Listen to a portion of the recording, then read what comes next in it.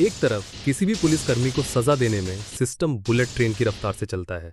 Video viral हुआ नहीं कि सस्पेंशन लेटर तैयार। किसी नेता या रसूखदार आदमी ने उंगली उठाई नहीं कि एक थानेदार या सिपाही को बलि का बकरा बना दिया जाता है। और दूसरी तरफ जब उन्हीं पुलिसकर्मियों को बुनियादी सुविधाएं देने की बात आती है तो यही सिस्टम कछुए की चाल चलने लगता है।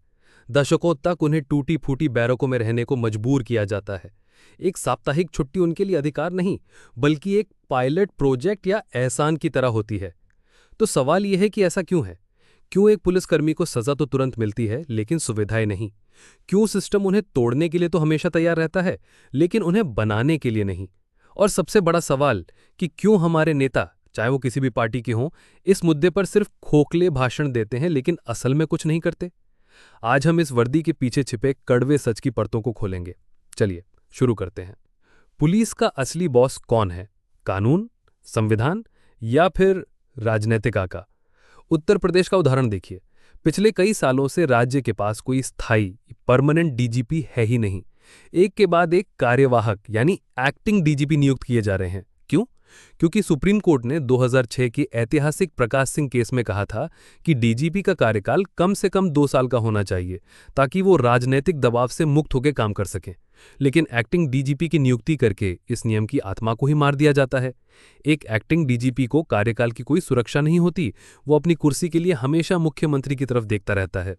एक पूर्व आईपीएस अधिकारी के अनुसार जब पुलिस का मुखिया ही कमजोर हो तो जिले के अधिकारी भी उसे गंभीरता से नहीं लेते और पूरी कमांड चेन बिखर जाती है।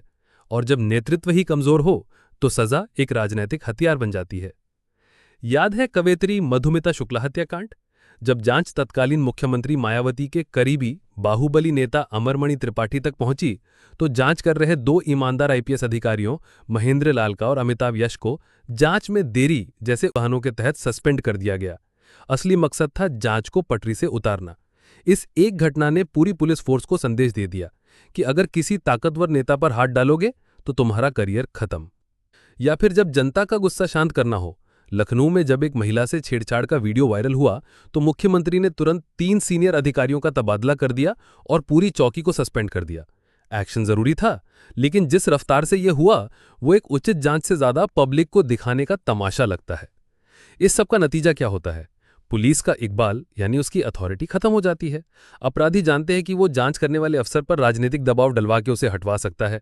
एक पुलिसकर्मी किसी भी रसूखदार आदमी के खिलाफ एक्शन लेने से पहले 10 बार सोचता है। और जब पुलिस का इकबाल खत्म होता है तो जंगल राज शुरू होता है। ये राजनीतिक हस्तक्षेप हवा में नहीं होता, इसे कानूनी ताकत मिलती है 160 साल से भी ज्यादा पुराने कानून पुलिस अधिनियम 1861 से।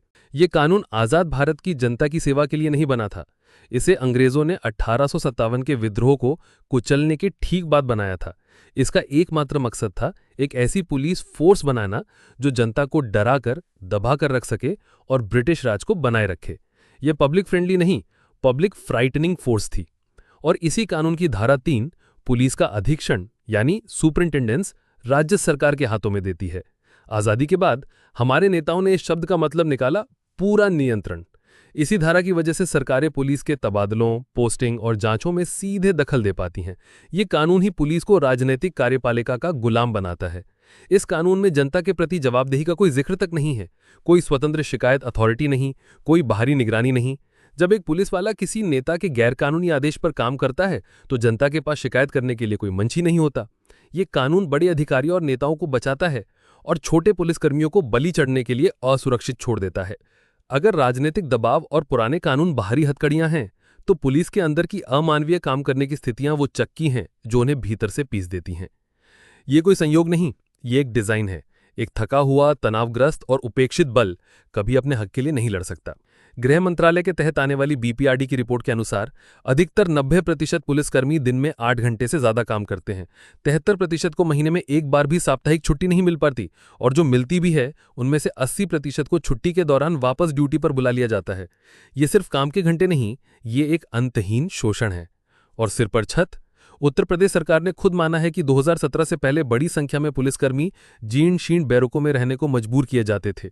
एक सिपाही जो समाज की सुरक्षा करता है उसके पास अपने परिवार के लिए एक सुरक्षित छत तक नहीं होती। ये सब बजट की कमी का बहाना नहीं हो सकता। दशकों से राष्ट्रीय पुलिस आयोग 1979 से लेकर द्वितीय प्रशासनिक सुधार आयोग 2007 तक दर्जनों समितियों ने इन समस्याओं पर रिपोर्ट दी है, लेकिन सरकारें इन रिपोर्टों पर बैठी रहती हैं। क्यों? क्योंकि एक थका हुआ, तनावग्रस्त और उपेक्षित बल जो 14 घंटे की शिफ्ट कर रहा है, वो कभी भी एक गैरकानूनी राजनीतिक आदेश पर सवाल उठाने की हिम्मत नहीं करेगा। ये उपेक्षा राजनीतिक नियंत्रण का एक मूक हथियार है। ये 24 घंटे की चक्की सिर्फ शरीर को नहीं तोड़ती, ये दिमाग को भी तोड़ती है। ये एक खामोश महामारी को जन्म देती है, मानसिक तनाव। स्टडीज बताती हैं कि पुलिस ऑफिसर्स में डिप्रेशन की दर आम आबादी से लगभग 2 गुना है।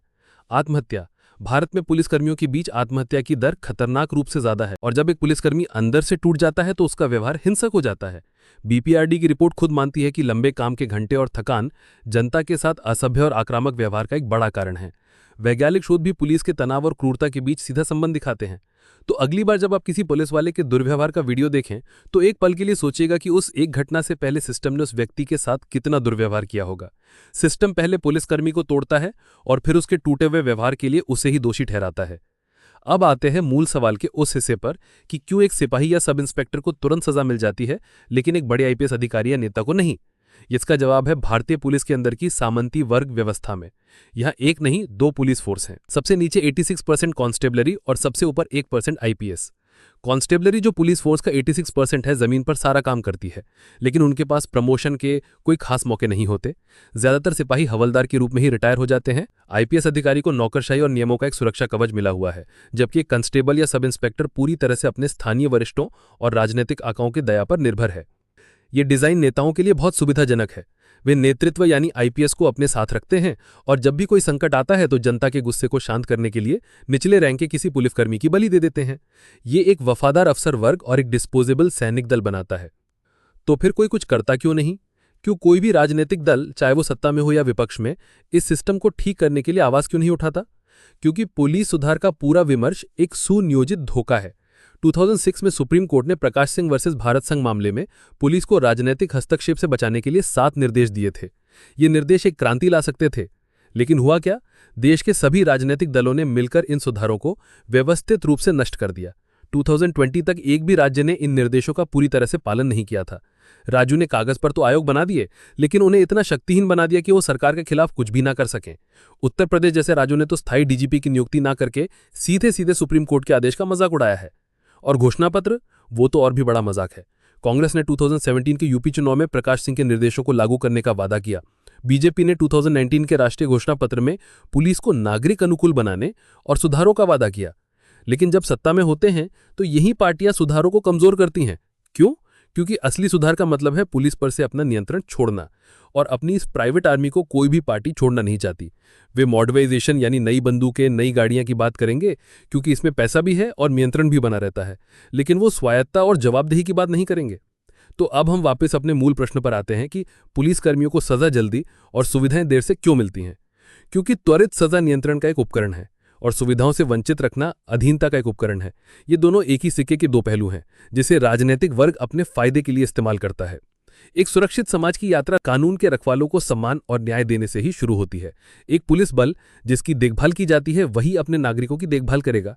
जब तक वर्दी पहनने वाले को बलि का बकरा समझा जाएगा, तब तक नागरिक कभी भी वास्तव में सुरक्षित महसूस नहीं कर सकता। शेयर कीजिए इस वीडियो को ताकि यह सच ज्यादा से ज्यादा लोगों तक पहुंचे। मिलते हैं अगले वीडियो में। जय हिंद।